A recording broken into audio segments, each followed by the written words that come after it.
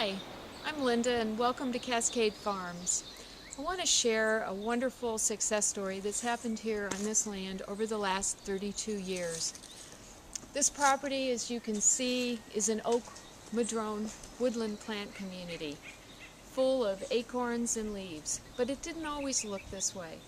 32 years ago, the prior owner brought in 100 cubic yards of clay fill, and that clay fill was sticky, gray, and full of Italian thistle seeds. So this whole yard, and maybe you can look around and see some of the area here I'm talking about, had thistles, Italian thistles, growing up for about 10 years. I didn't use any pesticides. I just pulled the thistles and I laid them on the ground so that their whole bodies could break down into organic matter. And the great thing about thistles is they are bioaccumulators because they have a very deep taproot. Well, after 10 years of thistle, I started to sow grass seed, annual grasses. Kept weed whipping that down. The real turning point for this land came when I started to spread arborist chips. And the arborist chips plus the leaves and acorns from the Quercus lobata, the valley oaks that are the predominant tree here, when they mixed together, the soil started to shift and become more fungal dominated, and all of a sudden I had hundreds of oak seedlings volunteering here.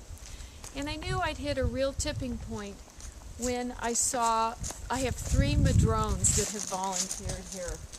And here's one, and here's another. So I backfilled the story and realized this is a classic case of ecological succession.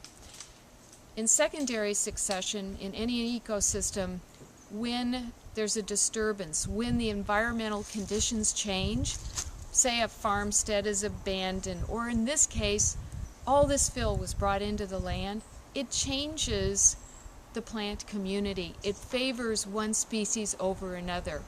So here it favored thistles.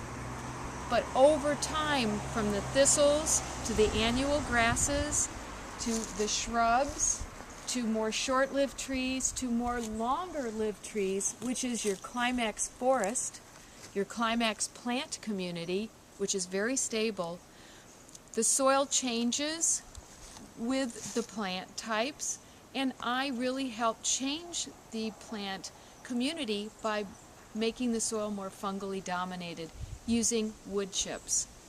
So in short, this is a success story about how your own landscape or garden can change. What you feed it does make a difference.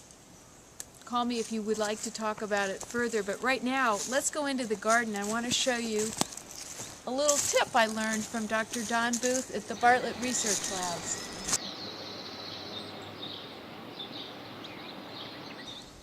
Here we are in this little mini greenhouse. I grow vegetables here all winter long. What I'm hoping to do today is to release ladybugs, and hopefully they stay, some in my greenhouse and some in the garden. We all know that when you release ladybugs, they fly away.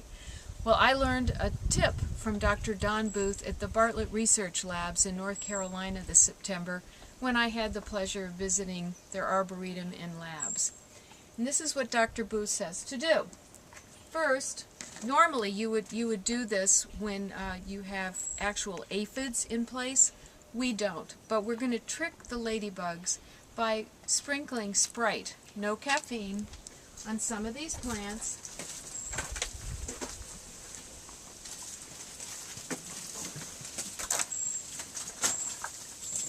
Because when the ladybugs come out of dormancy and when they're released, they want sugar. Aphids release a sticky, watery substance. Okay, we're going to sprinkle these.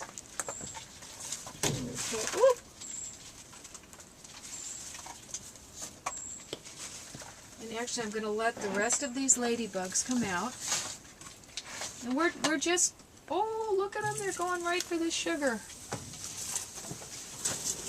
So this is a little trick to get them to stay long enough, and we hope they lay some eggs.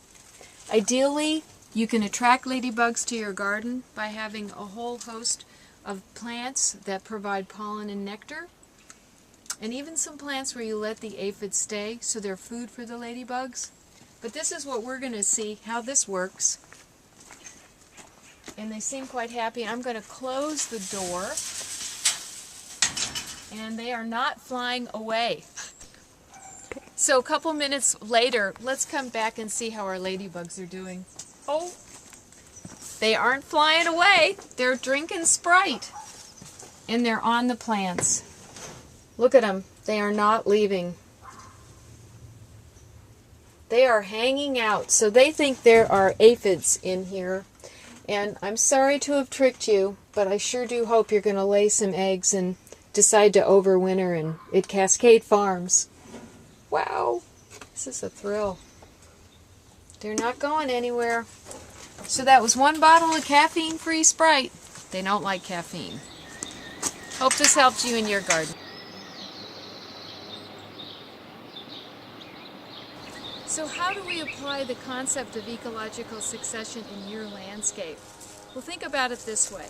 For your vegetables, your annual flowers, your shorter-lived plants, those are like the weeds and annual grasses in ecological succession. For your bunch grasses or your turf, your lawn, that's going to be right in the middle. That's going to want equal fungal and bacterial biomass. For your trees and shrubs, your very mature trees, the very longer-lived plants, they are going to want a more fungal-dominated soil. So what you're going to mulch in your vegetable garden is going to be very different than what you're going to mulch your woody shrubs and trees with. So think about it that way. The shorter lived the plant, the more bacterial dominated. The longer lived the plant, the more fungal dominated. Well, that's what we have for you today from Cascade Farms. Please feel free to call me if you need any more information. Hope you have a great winter season. Bye-bye.